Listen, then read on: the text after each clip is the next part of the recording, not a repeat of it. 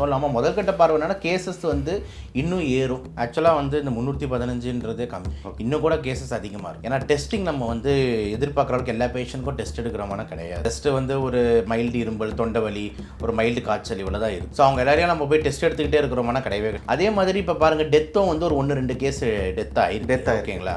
So India ஃபுல்லாக பார்த்தீங்கன்னா ஒரு 7-8 கேஸ் நேற்று பிரகாரம் 7-8 பீப்புள்ஸ் வந்து டெத் ஆகிருக்கு. நல்லா யோசிச்சு பார்த்தீங்கன்னா இந்த டெத் ஆனவங்க ரிசல்ட்ஸ் எல்லாருமே எடுத்து பார்த்தீங்கன்னா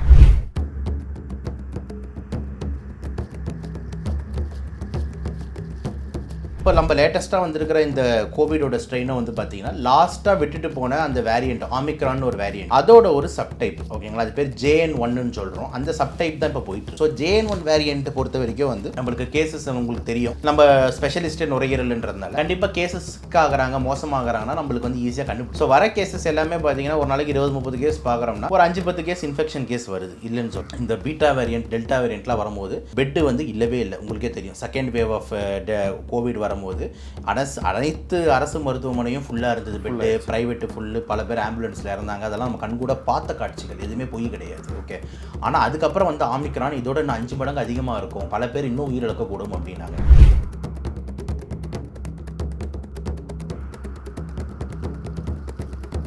நிறைய பேர் வந்து பார்த்தீங்கன்னா டிப்ரெஷனுக்கு போகிறாங்க. நிறைய பேர் வந்து பார்த்தீங்கன்னா வந்து ரொம்ப ஓவர் ஸ்கேர்ன்ற பேரில் வந்துட்டு குழந்தைங்களை போட்டு முடக்கிறது, ரூம்லேயே பூட்டி வச்சிடுறது, வெளியே போனால் கொரோனா வந்துடும். இந்த மாதிரி பல அம்மாக்கள் இருக்காங்க. ஓகேங்களா?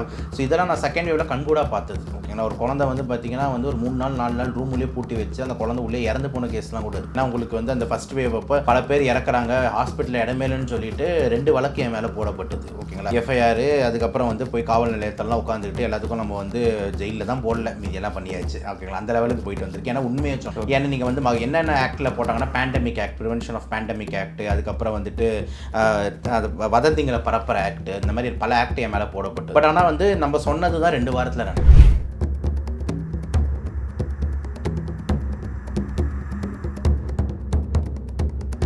வேக்சின் போட்ட ஹார்ட் அட்டாக் வந்தது, நடிகர் விவேக் இறந்ததே வந்து தடுப்பூசி போட்டதுனால தான். 1 லட்சம் பேருக்கு நீங்கள் தடுப்பூசி போடுறீங்க. அந்த 1 லட்சம் பேருக்கு தடுப்பூசி போடுறீங்க, அதில் யாராவது ஒருத்தருக்கு வந்துட்டு ஏதாவது நியூராலஜிக்கல் ப்ராப்ளமோ இல்லைனா பிளட் ப்ராப்ளமோ கிளாட் ப்ராப்ளமோ யாராவது ஒருத்தருக்கு ஏற்படுது. ஓகேங்களா? அப்படின்னும் போது அது வந்து ஒரு சைடு எஃபெக்டாக கருதக்கூடாது. இதே அந்த 1 லட்சம் பேருக்கு கொரோனா உள்ளே விடுறீங்க, அந்த 1 லட்சம் பேரில் 10,000 பேர் கொரோனா தூக்கிட்டு போய் ஹெப்படைட்டிஸ் பி வேக்சினால சைடு எஃபெக்ட் வந்துடும் அப்படின்னு சைடு எஃபெக்ட் BCG வேக்சினால சைடு எஃபெக்ட் வந்துடும் பேசினா எந்த தடுப்பூசியும் போட முடியாது.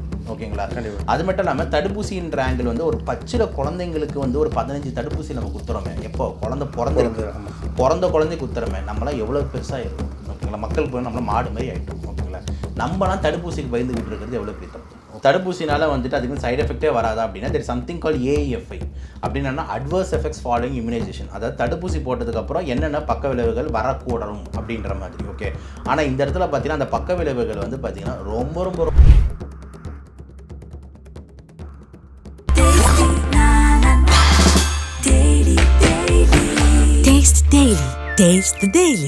உங்க சோஃபா சொல்லும் உங்க ஸ்டைல. கார்விங் கஸ்டமைஸ்டு லெதர் லக்ஸுரினா நம்ம லேவிஷ் ஷோரூம் தான்.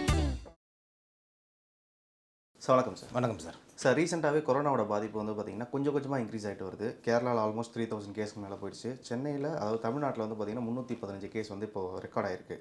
ஸோ ஆரம்ப கட்டத்தில் இதே மாதிரி ஒரு நார்மலாக சுச்சுவேஷன் தான் இருந்துச்சு, அதுக்கப்புறம் அப்நார்மல் ஆச்சு. இப்போ இதோட சுச்சுவேஷன் என்ன சார்? ஆக்சுவலாக வந்து இந்த 315ன்றதே கம்மி, இன்னும் கூட கேசஸ் அதிகமாக இருக்கும். ஏன்னா டெஸ்டிங் நம்ம வந்து எதிர்பார்க்குற அளவுக்கு எல்லா பேஷண்ட்க்கும் டெஸ்ட் எடுக்கிறோமான கிடையாது. இப்போ நம்ம வரோம் அப்படின்னா பேஷண்ட்ஸ் கிட்ட எல்லாருக்கிட்டையும் உங்களுக்கு இந்த சிம்டம்ஸ் உங்களுக்கு, ஏன்னா இது கொரோனாவோட அறிகுறி உங்களுக்கு தெரியும், ரொம்ப மைல்டாக இருக்குது வேரியண்ட்டு.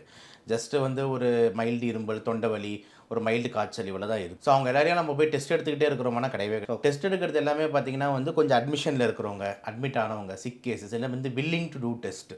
அதாவது நான் கொஞ்சம் டெஸ்ட் எடுத்து பார்த்துக்கிட்டு சில பேஷண்ட்ஸ் ரொம்ப முன்ஜாகிரதையாக இருப்பாங்க, இவங்களுக்கு மட்டும் தான் டெஸ்ட் எடுக்கிறமே தவிர இது எல்லாருக்கும் டெஸ்ட்டுன்றது நம்ம எடுக்கிறது இல்லை. ஓகேங்களா?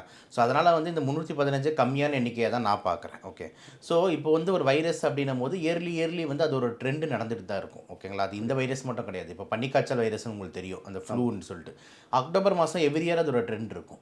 ஸோ வரவங்க எல்லாருக்கும் நம்ம வந்து ஃப்ளூவோட டெஸ்ட் எடுத்துக்கிட்டே இருக்கிறோமானா கிடையாது. ஓகேங்களா?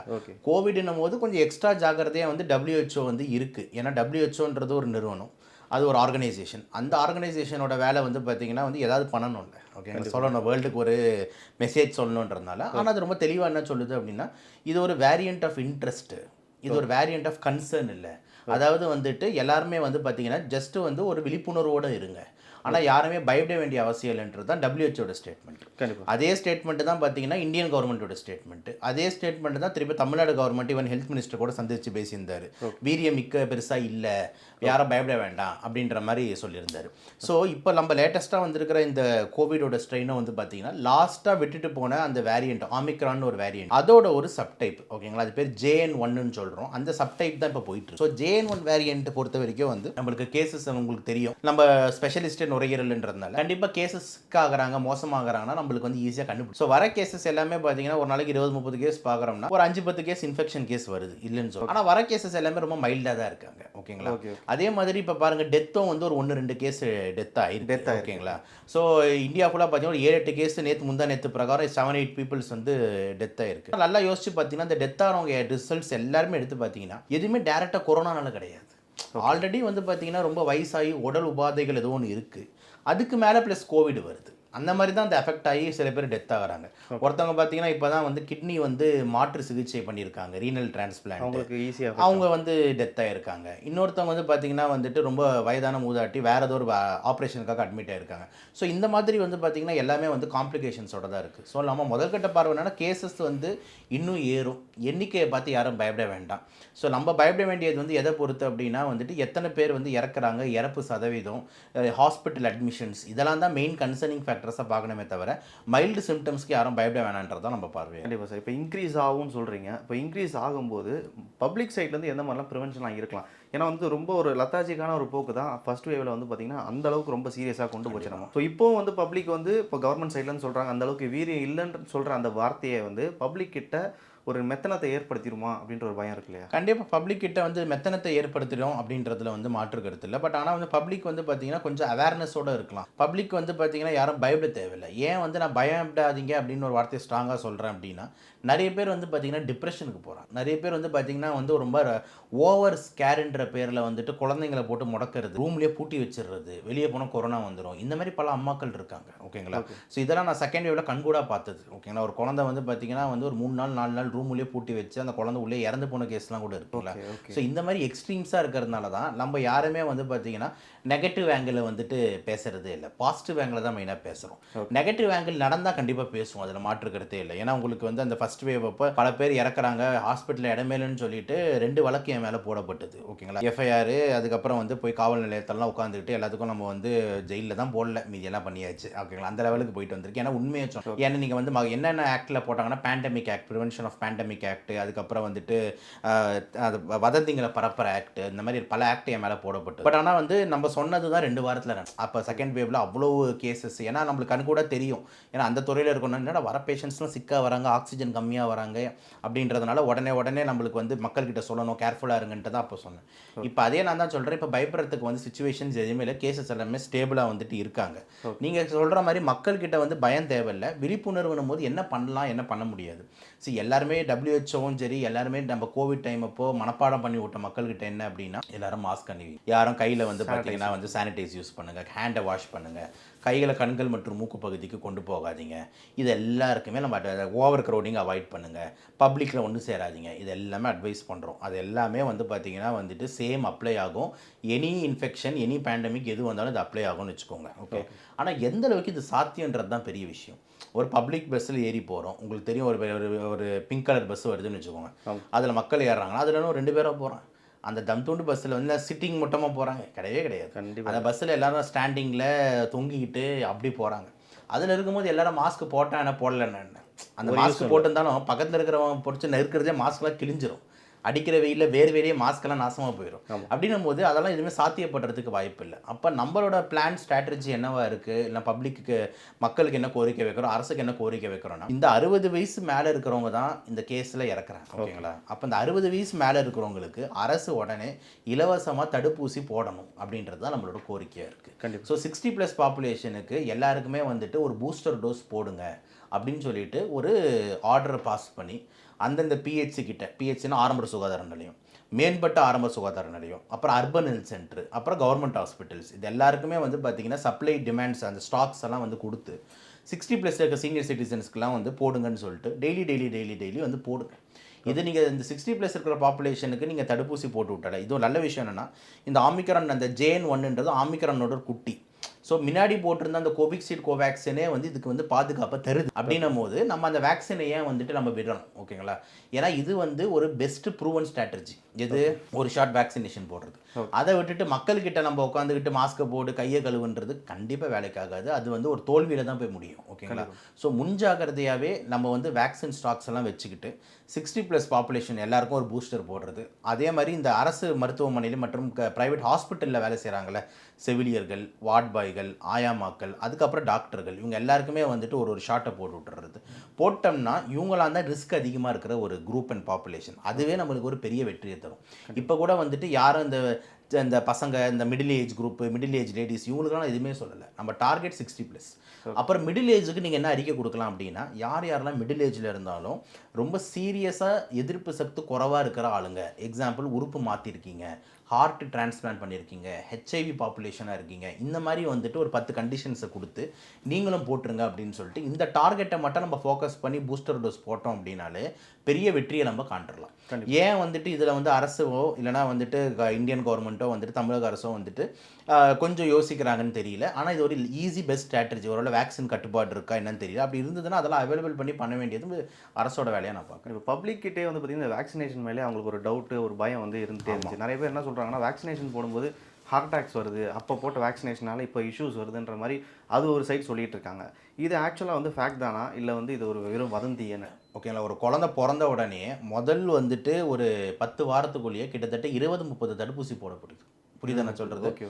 Oral polio vaccine, injectable polio vaccine, அதுக்கப்புறம் வந்து diphtheria, pertussis, tetanus, hepatitis B, hepatitis C, pneumococcal, flu அப்படின்னு சொல்லிட்டு பீடியாட்ரிக்கோட இம்யூனைசேஷன் கார்டை குழந்தை எடுத்து பார்த்தீங்கன்னா கிட்டத்தட்ட வந்து 10-15 தடுப்பூசி முதல்ல ஒரு 5-6 வாரத்திலே போட்டுடுறோம். எதுக்கு இதெல்லாம் போடுறோம் அப்படின்னு பார்த்தீங்கன்னா வந்து இந்த மாதிரி பல குழந்தைகள், பச்சை நில குழந்தைகள் இறந்துருக்கு இந்த தொற்று நோய்கள்னால. உங்களுக்கே நான் திருப்பி கேள்வி கேட்குறேன். இந்த கூனு, நொண்டி இதெல்லாம் கேள்விப்பட்டிருக்கீங்களா? கேள்விப்பட்டிருப்பீங்க. எப்போனா இந்த 90s டைமில் 80s டைம்லலாம் பல பேர் கால் வராமல் இப்படி நொண்டி போலியோ அந்த மாதிரி போலியோ அப்படின்ற ஒரு நோயினால. இப்போ எத்தனை குழந்தைங்க அப்படி போகிறாங்க? கண்டிப்பாக அதோட எண்ணிக்கை ரொம்ப குறைஞ்சிருச்சுன்னு சொல்லுங்கள். இல்லவே இல்லை, எராடிகேட்டட். இது எப்படி சாத்தியமாச்சு? வேக்சினேஷன் தான், அதுக்கான ப்ராப்பர் வேக்சின். புரியுது நான் சொல்கிறது? தடுப்பூசினால தான் சாத்தியமாச்சு. தடுப்பூசி தான் போலியோ எராடிகேட் பண்ணி. இப்போ யோசிச்சு பாருங்கள், இப்போ பிறக்கிற குழந்தைங்க அந்த வைரஸ் எல்லாம் தடுப்பூசி போட மாட்டேன்னு அப்படியே விட்டுருந்து இப்போ அம்மாவுக்கு எவ்வளோ வலி தரும். ஒரு குழந்தை பிறக்கும் போது ஒரு கால் வரல, ஒரு குழந்தை பிறந்து வளரும் போது அதுக்கு வந்து போலியோ அட்டாக் ஆகிடுச்சு, அவன் வந்து நொண்டியாக நடக்கிறான், கூனாக நடக்கிறான்றது எவ்வளோ. அப்போ மருத்துவத்துறை, விஞ்ஞானத்துறை எவ்வளோ ஒரு மிராக்கிள்ஸை பண்ணியிருக்கு. ஒரு கிருமியை வென்றெடுத்திருக்கு. எப்படி அப்படின்னா வேக்சினேஷன் ஸ்ட்ராட்டஜியை கரெக்டாக ஃபாலோ பண்ணதுனால தான். ஓகேங்களா. அதனால் இந்த வேக்சினேஷனால போலியோ வேக்சினால சைடு எஃபெக்ட் வந்துடும், ஹெப்படைட்டிஸ் B வேக்சினால சைடு எஃபெக்ட் வந்துடும் அப்படின்னு சைடு எஃபெக்ட் BCG வேக்சினால சைடு எஃபெக்ட் வந்துடும் பேசினா எந்த தடுப்பூசியுமே போட முடியாது. ஓகேங்களா. அது மட்டும் இல்லாமல் தடுப்பூசின்ற ஆங்கிள் வந்து ஒரு பச்சில குழந்தைங்களுக்கு வந்து ஒரு 15 தடுப்பூசி நம்ம குத்துறோமே. எப்போ குழந்தை பிறந்த குழந்தை குத்துறோமே, நம்மளாம் எவ்வளோ பெருசாக இருக்கும். ஓகேங்களா. மக்கள் போய் நம்மளாம் மாடு மாதிரி ஆகிட்டோம். ஓகேங்களா. நம்மளாம் தடுப்பூசிக்கு பயந்துக்கிட்டு இருக்கிறது எவ்வளோ பெரிய தப்பு. ஓகேங்களா. ஒரு வேக்சின் அப்படின்றது வருதுன்னா நம்மளுக்கு ப்ரொடெக்ஷன் ஃபேக்டர் இருக்கும். ஓகேங்களா. அதுக்கு தான் நம்ம மெயினாக போடுறோம். தடுப்பூசினால வந்துட்டு அதுக்கு சைடு எஃபெக்டே வராதா அப்படின்னா தெர் சம்திங் கால் AEFI அப்படின்னா அட்வர்ஸ் எஃபெக்ட்ஸ் ஃபாலோயிங் இம்யூனைசேஷன். அதாவது தடுப்பூசி போட்டதுக்கப்புறம் என்னென்ன பக்க விளைவுகள் வரக்கூடணும் அப்படின்ற மாதிரி. ஓகே. ஆனால் இந்த இடத்துல பார்த்தீங்கன்னா அந்த பக்க விளைவுகள் வந்து பார்த்தீங்கன்னா ரொம்ப ரொம்ப ரொம்ப ரேர். ஓகேங்களா. ரொம்ப ரேர் இல்லை, ரொம்ப ரொம்ப ரொம்ப ரேர். அப்போ அவ்வளோ ரேராக எடுத்துக்கணும். இப்போ எக்ஸாம்பிள் 1 லட்சம் பேர் இருக்காங்க சார். 1 லட்சம் பேருக்கு நீங்கள் தடுப்பூசி போடுறீங்க. அந்த 1 லட்சம் பேருக்கு தடுப்பூசி போடுறீங்க. அதில் யாராவது ஒருத்தருக்கு வந்துட்டு ஏதாவது நியூராலஜிக்கல் ப்ராப்ளமோ இல்லைனா பிளட் ப்ராப்ளமோ கிளாட் ப்ராப்ளமோ யாராவது ஒருத்தருக்கு ஏற்படுது. ஓகேங்களா. அப்படின்னும் போது அது வந்து ஒரு சைடு எஃபெக்டாக கருதக்கூடாது. இதே அந்த 1 லட்சம் பேருக்கு கொரோனா உள்ள விட்றீங்க.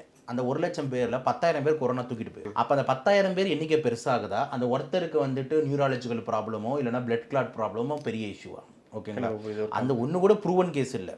ஓகேங்களா. அந்த ஒன்று கூட வந்து பார்த்தீங்கன்னா அவருக்கு ஆல்ரெடி உடல் உபாதைகள் இருக்கும், அவருக்கு ஆல்ரெடி கோவிட் வந்ததுனால கோவிடே கிளாட்டை உண்டாக்கும், இந்த மாதிரி பல்வேறு சிக்கல்கள் இருக்குது. அப்படின்னு இருக்கும்போது தயவு செஞ்சு மக்கள் வந்து ஒரு மூல நம்பிக்கைக்கு பின்னாடி போக வேண்டாம். ஓகேங்களா. வேக்சின் போட்டால் ஹார்ட் அட்டாக் வந்தது, நடிகர் விவேக் இறந்ததே வந்து தடுப்பூசி போட்டதுனால தான். அந்த மாதிரி நிறைய வதந்தி, நிறைய இதெல்லாம் வதந்தி. ஓகேங்களா. இதெல்லாம் வந்து மக்கள்கிட்ட வந்துட்டு ஒரு பயத்தை கொண்டு வருது. இயற்கை சார்ந்ததுக்கு போயிடணும், இயற்கை மருத்துவத்துக்கு போயிடணும். யாருமே அதுக்கு இல்லைன்னு சொல்லலையே. ஓகேங்களா. மருத்துவன்றது காலங்காலமாக இருந்துட்டு தான் இருக்குது. ஓகேங்களா. இப்போ வந்து நம்ம டே பை டே வந்து பார்த்தீங்கன்னா நவீனப்படுது. ஓகேங்களா? So there is something called as நவீன மருத்துவம். ஓகேங்களா? அதேமாதிரி வந்துட்டு இயற்கை சார்ந்த மருத்துவம்ன்றது அந்த வேர்டு இல்லை, பழைய மருத்துவம் அப்படின்னு தான் நான் பார்க்குறேன். ஓகேங்களா? அந்த காலத்தில் வந்து போகர் ஆதித்தர் கண்டுபிடிச்சது அந்த காலத்துக்கான மருத்துவம். இப்போ வர்றது இது. அந்த காலத்தில் அதெல்லாம் நடந்து தான் போயிட்டு இருந்தாங்க. அந்த காலத்தில் ட்ரெஸ்ஸு வேறு மாதிரி இருந்தது. இப்போ அதே போகர் ட்ரெஸ்ஸுக்கு போயிடுறீங்களா? அதே மாதிரி எல்லாம் நடந்தே போயிடுறீங்களா? மாடு ஓட்டிகிட்டே இருந்துடுறீங்களா? ஓகேங்களா? வீடெல்லாம் வந்து வீடே கிடையாது, வெளியே தான் தூங்கணும் இருந்தாங்க. எல்லாம் வீடு இல்லாமல் போயிடுவோமா? முடியாது. நவீனப்படும் போது எல்லாமே மாடர்னைஸ்டாக மாறுது. அப்போ இந்த இது வந்து மாடர்னைஸ்ட் மெடிசன். அந்த மாடர்னைஸ்ட் மெடிசன் கொடுக்குற அந்த சயின்டிஃபிக் டேட்டா தான் வேக்சின். அப்படின்னும் போது அந்த வேக்சின் நம்ம நம்பணும். இன்னொரு எக்ஸாம்பிளும் உங்களுக்கு மக்களுக்கு சொல்லலாம். நீங்கள் வேக்சின் கேட்டதுனால இந்த பீட்டா வேரியன்ட், டெல்டா வேரியண்ட்லாம் வரும்போது பெட்டு வந்து இல்லவே இல்லை. உங்களுக்கே தெரியும். செகண்ட் வேவ் ஆஃப் கோவிட் வரும்போது அனைத்து அரசு மருத்துவமனையும் ஃபுல்லாக இருந்தது. பெட்டு ப்ரைவேட்டு ஃபுல்லு, பல பேர் ஆம்புலன்ஸில் இறந்தாங்க. அதெல்லாம் நம்ம கண்கூட பார்த்த காட்சிகள், எதுவுமே பொய் கிடையாது. ஓகே. ஆனால் அதுக்கப்புறம் வந்து ஆமிக்ரான் இதோட இன்னும் 5 மடங்கு அதிகமாக இருக்கும், பல பேர் இன்னும் உயிரிழக்கக்கூடும் அப்படின்னாங்க. ஆனால் பார்த்தீங்கன்னா ஆமிக்ரானால் பெரிய ஆட்டத்தை போட முடியல. கேசஸ் கவுண்ட்டு டிக்ரீஸ் தான் ஆச்சு. டெத் எண்ணிக்கை ரொம்ப டிக்ரீஸ் ஆகிடுச்சு. ஏன், என்ன நடந்தது? ஆமிக்ரான் 10 மடங்கு அதிகமாக இருந்தாலும் என்ன நடந்ததுன்னா, இது ரெண்டுத்துக்கு நடுவில் இந்தியன் கவர்மெண்ட்டை பாராட்டே ஆகணும். நான் சொல்கிறது இந்தியன் கவர்மெண்ட்டை. ஏன் அப்படின்னா central government Kashmir to Kanyakumari எல்லாருக்கும் ஃபஸ்ட்டு டோஸ் இலவச தடுப்பூசி போட்டாங்க. ஓகேங்களா? கோவிஷீல்டு, கோவேக்சின் நம்ம பாரத் பயோடெக்கே வந்துட்டு உற்பத்தி பண்ணிச்சு. அதேமாதிரி ரஷ்யாவோட ஸ்புட்னிக்ஸ் சி இருந்துச்சு. எல்லாத்தையும் வச்சுட்டு எல்லா சிட்டிசனுக்கும் இலவசமாக வந்து தடுப்பூசி போட்டாங்க. அப்படி போட்டதன் விளைவு தான் அந்த ஆமிக்ரானால் எதுவும் பண்ண. ஸோ இவ்வளவு நல்ல விஷயங்கள், தடுப்பூசின்றது ஒரு பெரிய கதாநாயகனாக ஹீரோவாக இருந்திருக்கும் போது நம்ம அதுக்கு அகெயின்ஸ்டாக வந்துட்டு ஒரு கருத்து சொல்கிறதோ இல்லைனா வந்து அதுக்கு அகெயின்ஸ்டாக நம்ம மூட நம்பிக்கையில நினச்சிக்கிறதோ வந்துட்டு தவறு. அதேமாதிரி மக்கள்கிட்ட இன்னொன்று ஒரு கருத்து சொல்லி புரிய வைக்கிறேன். ஓகேங்களா? இப்போ நான் இங்கே உட்காந்துக்கிட்டு நீங்கள் வந்து இந்த ராசிக்காரரு நீங்கள் நல்லா இருக்க மாட்டீங்க, நீங்கள் வந்து இந்த ராசி நீங்கள் நல்லா இருப்பீங்க அப்படின்னு சொன்னால் நீங்கள் நம்புவீங்களா? நம்ப மாட்டீங்க. ஏன் நம்ப மாட்டீங்க அப்படின்னா, சார் நீங்கள் என்ன ஜோசியரா, நீங்கள் என்ன ஜோசியத்துக்கு படிச்சிருக்கீங்களா, நீங்கள் என்ன ஆஸ்ட்ராலஜிஸ்டா அப்படின்னு ஒரு 100 கேள்வி கேட்பீங்களே. அதே மாதிரி இந்த தடுப்பூசியை பற்றி இப்படி பேசுகிறாங்கன்னா சொல்கிறவங்க யாருன்னு பாருங்கள். ரிசர்ச் பண்ணியிருக்காங்களா, அவங்க டாக்டரா, அவங்க வந்து எபிடமாலஜிஸ்டா, அவங்க வந்து பார்த்தீங்கன்னா மைக்ரோபயாலஜிஸ்டா அப்படின்னு பாருங்கள். ஸோ சொல்கிறவங்களோட தரவை பேஸ் பண்ணி தான் அந்த விஷயத்தை நம்ம எடுத்துக்கணுமா எடுத்துக்கூடாதுண்டு. இப்போ நான் உட்காந்து பிரியாணி செய்கிறது எப்படின்னு சொன்னால் நம்புவீங்களா? செஃப் தாமு சார் சொன்னால் நம்புவீங்களா? செஃப் தாமு சார் சொன்னால் தான் நம்பணும். ஏன்னா எனக்கு பிரியாணி சாப்பிட தான் தெரியும். ஓகேங்களா? ஆனால் வந்து மருத்துவத்தை பொறுத்த வரைக்கும் ஒரு 10-15 வருஷமாக அதே பொழப்பில் தான் நம்ம இருக்கும். ஸோ ஃபுல்லாக நம்ம ஸ்டடீஸ் ஃபுல்லாமே மெடிசன் அப்படின்னும் போது தைரியமாக நம்ம டாக்டர் சொல்கிறாங்கன்னா அதை நம்பி போடலாம் அப்படின்றத நம்ம பார்க்கணும்.